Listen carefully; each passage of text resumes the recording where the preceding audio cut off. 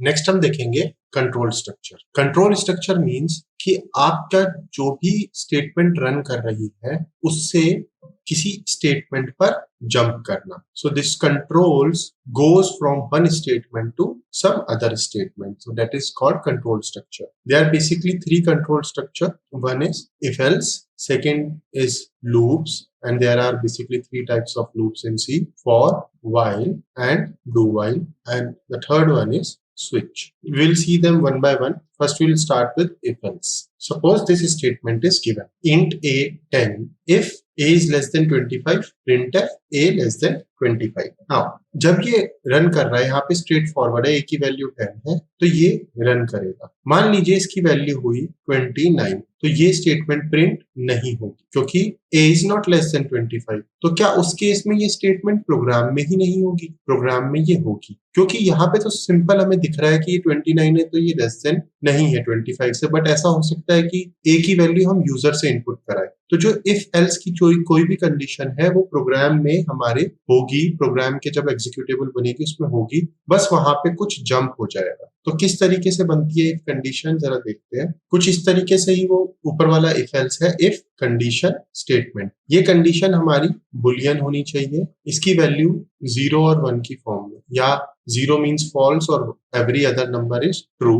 तो ये बुलियन होनी चाहिए जो ट्रू या फॉल्स हमें रिटर्न कराए। तो इसका अगर हम फ्लो चार्ट बनाएंगे तो कैसा बनेगा? ये कंडीशन होगी, अगर ये कंडीशन ट्रू है तो हमारी जो स्टेटमेंट है, यहाँ पे जो भी स्टेटमेंट है, one or more statement inside this braces will run. और अगर कंडीशन फॉल्स है तो ये सीधा इस स्टेटमेंट के नीचे आ जाएगा कंट्रोल, यानी कि स्टेटमेंट रन नहीं होगी अगर ये फॉल्स कंडीशन। ओके, तो इस तरीके से हम इफ कंडीशन को लिख सकते हैं। हम इसके अंदर और भी चीजें लिख सकते हैं, जैसे इफ के बाद एल्स इफ भी लिख सकते हैं कि अगर हमें कोई ऐसी कंडीशन चेक करानी है कि ये कंडीशन ट्रू नहीं है तो उस कंडीशन को चेक कराओ, वो ट्रू नहीं है तो किसी और को चेक कराओ। हम ऐसे भी लिख सकते हैं। Let's see example on that. Main int a equals to 10 if a is less than 20, printf a less than 20, else if a less than 100, printf a is between 20 and 100, else printf a is greater than 100। तो आप यहाँ पे देखिए कि हमने if,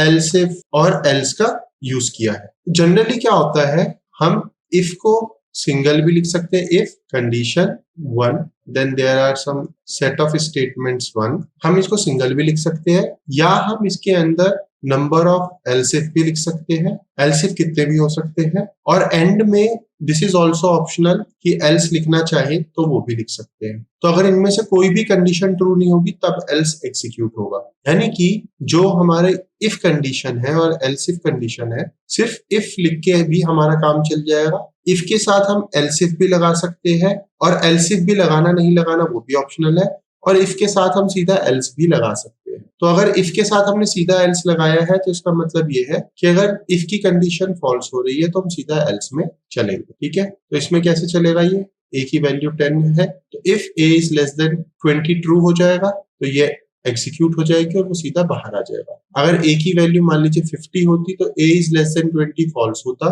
तो फिर next condition check करता, a लेस देन 100 ट्रू होता तो a is between 20 and 100 print होता और वो बाहर आ जाता। अगर a की वैल्यू हमारी 101 होती या 100 होती तो 100 less than 20 false, 100 less than 100 false, तो यहाँ पे आ जाता a is greater than let's say equal to 100। तो इसके अंदर हम अगर इसका बनाए फ्लो चार्ट तो कैसे बनेगा? यहाँ से हम आएंगे a इज लेस देन 20 तो प्रिंट कर दो a इज लेस देन 20। अगर ये कंडीशन a लेस देन 20 की फॉल्स है तो चेक करो a लेस देन 100। अगर ये ट्रू है तो प्रिंट कर दो a इज बिटवीन 20 एंड 100। अगर ये कंडीशन भी फॉल्स है तो प्रिंट कर दो a इज ग्रेटर देन 100, और फिर यहाँ पे नीचे आ जाओ। इसके बाद जो भी स्टेटमेंट्स होगी वो नॉर्मली हम रन कराते। ठीक है, तो हमें ध्यान रखना है कि हम इफ को अकेले भी लिख सकते हैं, इफ को एल्स के साथ भी लिख सकते हैं, इफ को एल्स इफ के साथ भी लिख सकते हैं, और इफ, एल्स इफ और एल्स को मिक्स कर सकते हैं। Else should be the last statement, मतलब ऐसा नहीं है कि हमने लिखा इफ एल्स और फिर else if, तो else should be last statement, तो यहाँ पे if, else if, else if, else if, else if, then else, इस चीज का हमें ध्यान रखना। ओके, तो इसको हम देख सकते हैं, if को else के साथ कैसे लिख सकते हैं हम डायरेक्ट, तो इस तरीके से हम if को else के साथ भी लिख सकते हैं। int a equals to 10, if a is less than 20, printf a less than 20, else printf a greater than equal to 20। यहाँ मैंने कहीं पे ब्रैकेट नहीं लगाए हैं कर्ली ब्रेसेस if या else में, तो अगर सिर्फ एक स्टेटमेंट हो तो हमें कर्ली ब्रेसेस की जरूरत नहीं पड़ती है, हम उसको सीधा यूज कर सकते हैं इस तरीके से। एक से ज्यादा स्टेटमेंट हो तो हम कर्ली ब्रेसेस यूज करें। Okay, now let's see this example, if a is less than 2, अगर ये ट्रू है तो अंदर आओ, फिर चेक करो, if b is greater than equal to 3 तो प्रिंट कर दो हाई और एल्स प्रिंट कर दो हेलो। तो इसमें क्या आउटपुट आएगा, आप ये देखेंगे कि if a is less than 2 will be false और वो एल्स पे चला जाएगा। बट अकॉर्डिंग टू रूल अगर कहीं पे ब्रेसेस नहीं लगे हुए हैं then else belongs to the immediate if या एल्स इफ। तो यहाँ पे इमीडिएट इफ जो है वो यहाँ है, क्योंकि यहाँ पे कहीं पे भी ब्रेसेस नहीं लगे हुए हैं, तो ये एल्स इस इफ का पार्ट है। तो if a is less than 2 अगर फॉल्स है तो वो सीधा नीचे आ जाएगा और कुछ भी प्रिंट स्क्रीन पर नहीं होगा। तो ये ध्यान रखनी है कि एल्स किस इफ का पार्ट होगा, जहां पे अगर ब्रेसेस नहीं लगे हैं तो वो इमीडिएट इफ का पार्ट होगा। Let's see this question, check whether a given number is even और ऑड। तो यहाँ पे हम क्या करेंगे, let's write down the program. पहले आप खुद प्रोग्राम लिखने की कोशिश कीजिए इफ एल्स को यूज करके। तो मैं यहाँ पे एक a ले लूंगा और स्कैनफ करा दूंगा a को। अब यहाँ पे मुझे चेक करना है कि जो a है वो इवन है या ऑड है। तो हमें पता है कि एक नंबर इवन तब होता है जब अगर हम उसको 2 से डिवाइड करें और रिमाइंडर हमारा 0 आए, यानी कि वो 2 से पूरी तरह से डिवाइड हो जाए। फॉर एग्जांपल अगर मैं लेता हूँ 4, तो 4 डिवाइड बाय 2 करूंगा तो 2 आएगा और रिमाइंडर आएगा 0। अगर मैं 3 लेता हूँ, 3 डिवाइड बाय 2 करूंगा तो 1 आएगा और रिमाइंडर आएगा 1। तो यानी कि 3 is odd and 4 is even. तो यहाँ पे भी मैं चेक कर सकता हूँ, मेरे पास एक ऑपरेटर होता है जो कि ये चेक करता है कि इसका रिमाइंडर क्या है, वो ऑपरेटर होता है modulus. So if a mod 2 equal 0, then we can just say printf percentile d is even, percentile d पे आ जाएगा a, else printf percentile d is odd, और ये हमारा प्रोग्राम बन जाएगा जिसमें ये बता देगा कि a हमारा जो भी इनपुट लिया है यूजर से वो इवन है या ऑड। प्रोग्रामेटिकली एक और चीज होती है, इस चीज को ध्यान रखना,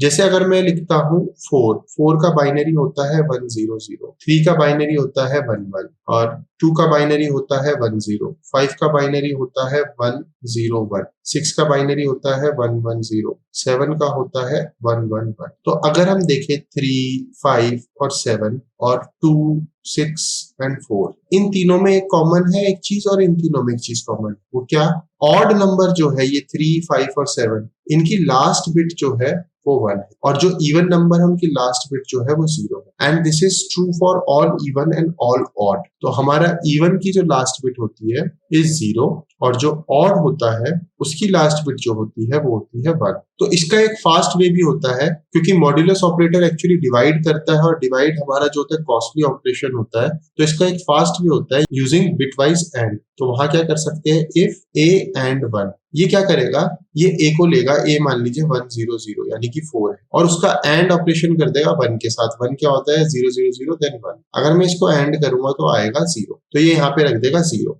0 मीन्स फॉल्स, राइट। मान लीजिए ये 101 है यानी कि 5 है और इसका मैं एंड करता हूं 1 के साथ तो ये आएगा 001, तो ये 1 यहाँ पे रख देगा विच मीन्स ट्रू। तो ऑड के का अगर एंड करेंगे 1 के साथ तो ट्रू आएगा और इवन का एंड करेंगे 1 के साथ तो फॉल्स आएगा, ठीक है, क्योंकि इवन के लास्ट बिट जो होगी वो 0 होगी, तो उसको एंड करेंगे तो बाकी सब 0 तो 0 देंगे और वो लास्ट बिट जो होगी वो भी 0 दे देगी। लेकिन ऑड में लास्ट बिट जो होती है वो 1 होती है, तो उसका अगर मैं एंड करूंगा 1 के साथ तो वो 1 ही देगी। तो यहाँ पर हम डायरेक्टली ऐसे भी चेक कर सकते हैं, printf percentile d is odd, तो अगर ये ट्रू आ रहा है a जो है वो हमारा ऑड है, else a is even। तो इस तरीके से हम इसको चेक कर सकते हैं। Okay, these are two method to check whether a number is even और odd. Now let's see next question, check largest of given 3 numbers. तो हमारे पास 3 नंबर गिवन है, let's take that into account कि हमारे पास 3 नंबर है int a b and c, and let's say कि हम यूजर से इनपुट करा रहे हैं,